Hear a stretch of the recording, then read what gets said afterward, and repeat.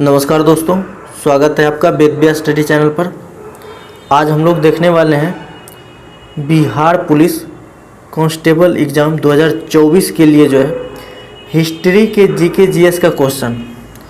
इसमें सारे क्वेश्चन जो है टॉप लेवल के लिए गए हैं, इसीलिए वीडियो को अंत तक देखें। हो सके तो इस सेट से क्वेश्चन का मिलान भी करते जाए कि आपका कितना क्वेश्चन जो है सही हो रहा है। तो चलिए आज के पहले क्वेश्चन से स्टार्ट करते हैं।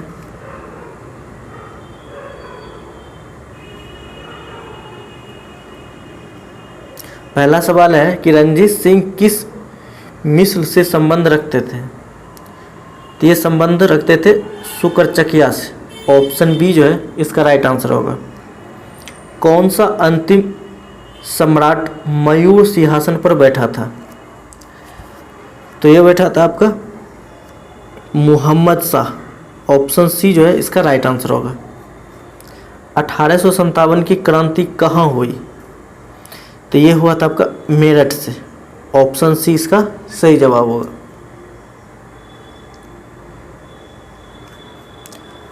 पहली टेलीग्राफ लाइन लॉर्ड डलहौजी द्वारा 1853 में किसके बीच शुरू की गई? तो ये किया गया था आपका कलकत्ता और आगरा के बीच। ऑप्शन डी इसका सही जवाब होगा। अगला सवाल है कि अवध का अंतिम नवाब कौन था? तो ये था आपका वाजिद अली खान। ऑप्शन ए इसका सही जवाब होगा। हैदराबाद के निजाम के राजवंश का क्या नाम था? तो हैदराबाद के निजाम के राजवंश का नाम जो था वो आपका आसफ शाही। ऑप्शन डी इसका सही जवाब होगा। प्रसिद्ध उत्तर मेरूर शिलालेख किसके शासनकाल से संबंधित थे?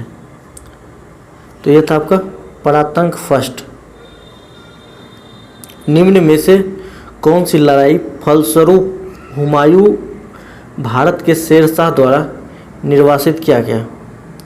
कह रहा है कि निम्न में से कौन सी लड़ाई के फलस्वरूप हुमायूं जो है भारत के शेरशाह द्वारा निर्वासित किया गया था? तो ये किया गया था आपका बिलग्राम की लड़ाई। ऑप्शन ए इसका सही जवाब होगा। गुरु नानक का जन्म स्थान कौन सा था? तो ये था आपका तलवंडी में। ऑप्शन डी इसका सही जवाब होगा। पुरंदर की संधि शिवाजी ने कब और किसके साथ की? तो पुरंदर की संधि जो थी वो आपका 1665 ईस्वी में राजा जय सिंह के बीच हुआ था। भारत में कौन सा प्रदेश यूरोपियनों को उत्तम कोटि का नमक और अफीम उपलब्ध कराता था? तो ये बिहार था जो कि यूरोपियों को जो है उत्तम कोटि का नमक और अफीम उपलब्ध करवाता था।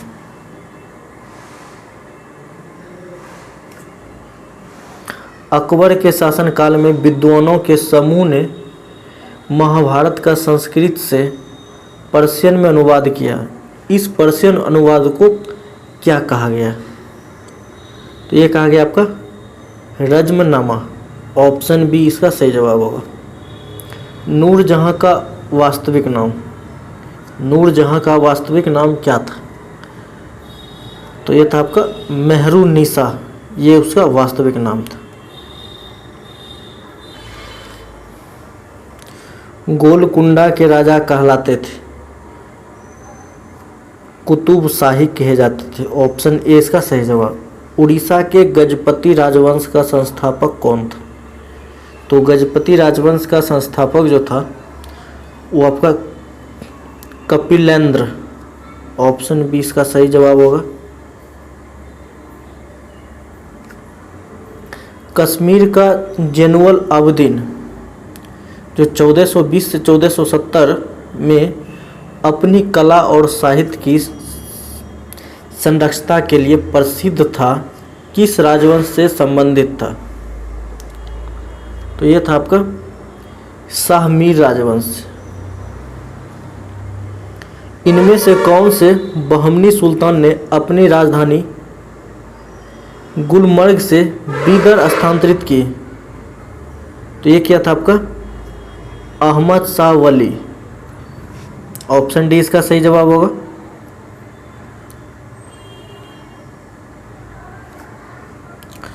मध्यकालीन मंदिरों में सबसे लंबा कौन सा मंदिर है? तो ये आपका तंजौर का बृहदेश्वर मंदिर, ये सबसे लंबा मंदिर है मध्यकालीन के समय का।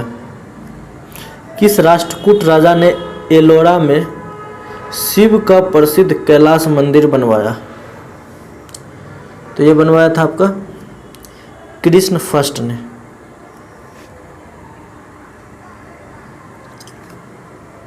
सबसे पुरानी स्मृति कौन सी है?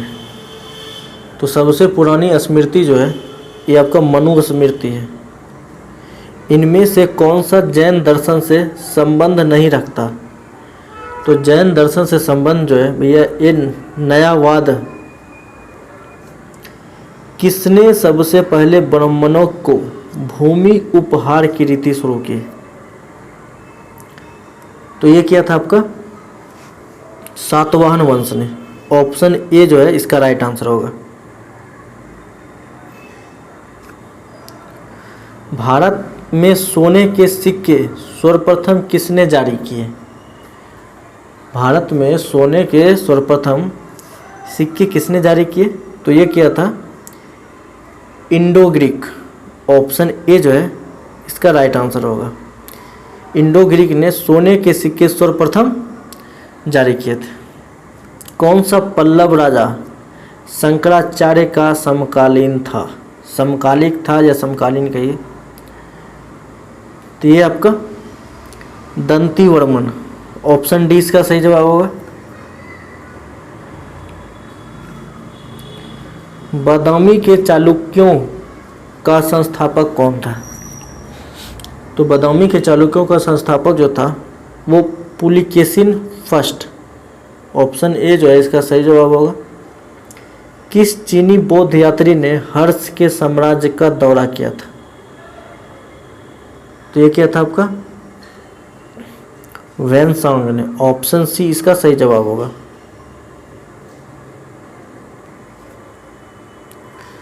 अगला सवाल है कि किस गुप्त राजा ने अपने शासन के अंतिम काल में बौद्ध धर्म को गले लगाया और नालंदा विश्वविद्यालय की स्थापना की? तो ये क्या था आपका कुमारगुप्त फर्स्ट ने। ऑप्शन ए जो है सी जो है इसका राइट आंसर होगा। कौन से गुप्ता सम्राट अपने सिक्कों पर बांसुरी या बीना बजाते हुए प्रस्तुत किए गए? तो ये क्या था समुद्रगुप्त ने। ऑप्शन सी इसका सही जवाब होगा। इनमें से कौन सा साहित्य द्रविड़ वेद के नाम से जाना जाता है? तो द्रविड़ वेद के नाम से जो है आपका तेवरम जाना जाता है। ऑप्शन बी इसका सही जवाब होगा। जैन परंपरा के अनुसार पहले तीर्थंकर कौन थे? तो ये थे आपका ऋषभ देव जो थे ये पहले तीर्थंकर थे। इनमें से कौन सी प्रथम बौद्ध नन थी? बौद्ध नन मतलब स्त्री में बौद्ध नन। तो ये था आपका गौतमी। ऑप्शन बी जो है इसका सही जवाब होगा। इनमें से कौन सी तमिल भूमि की बाइबिल के नाम से जानी जाती है? तमिल भूमि की बाइबिल के नाम से कौन सी जानी जाती है? तो इसका सही जवाब होगा तिरुक्कुल्लर। तिरुक्कुल्लर। संगम साहित्य की भाषा कौन सी है? तो संगम साहित्य की भाषा जो है यह आपका तमिल है।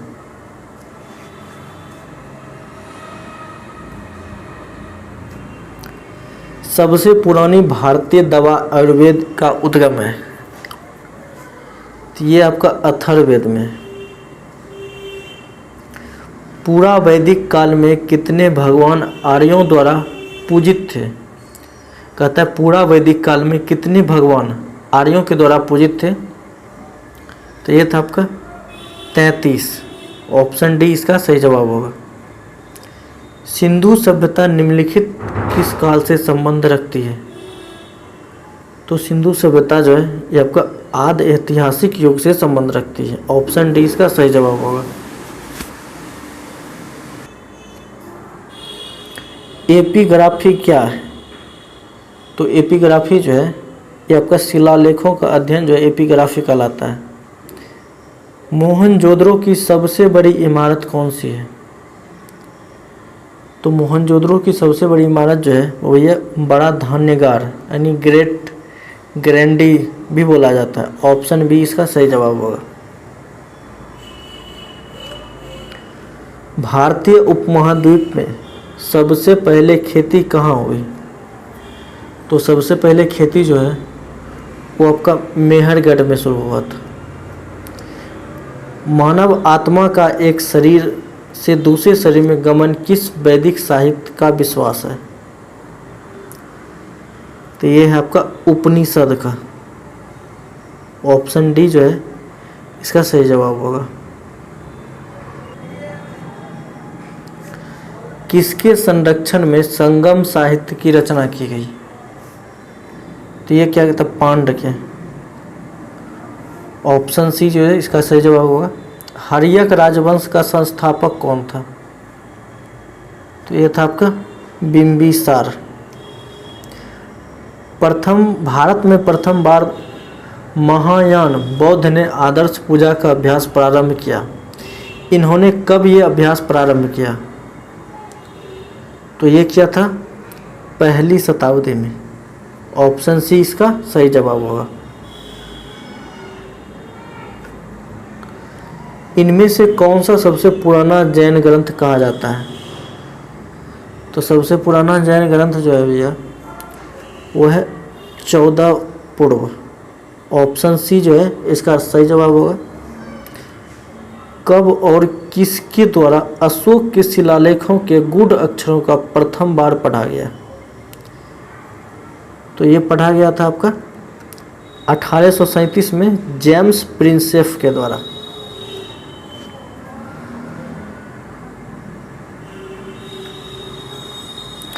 किस बौद्ध सन्यासी के प्रभाव में आकर अशोक बौद्ध धर्म का अनुयायी बना?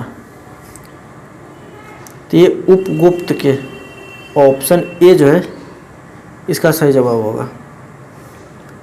भारत सरकार द्वारा अपने देश के राष्ट्रीय चिन्ह के रूप में अपनाया गया अशोक की राजधानी सारनाथ का पिलर धर्मचक्र में कितनी तिलियां हैं? इसमें जो है आपका 24 तिलियां हैं।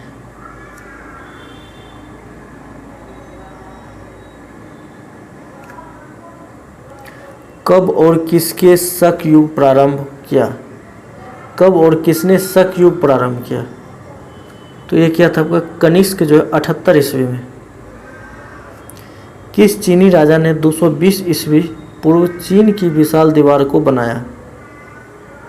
तो ये बनाया था आपका सी हुआंग टी ने।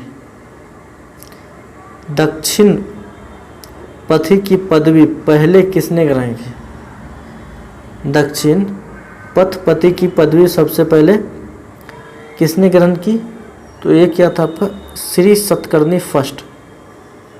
ऑप्शन सी इसका सही जवाब होगा। ये था टोटल 50 क्वेश्चन का सेट हिस्ट्री का। वीडियो को अंत तक देखने के लिए आपका बहुत बहुत धन्यवाद।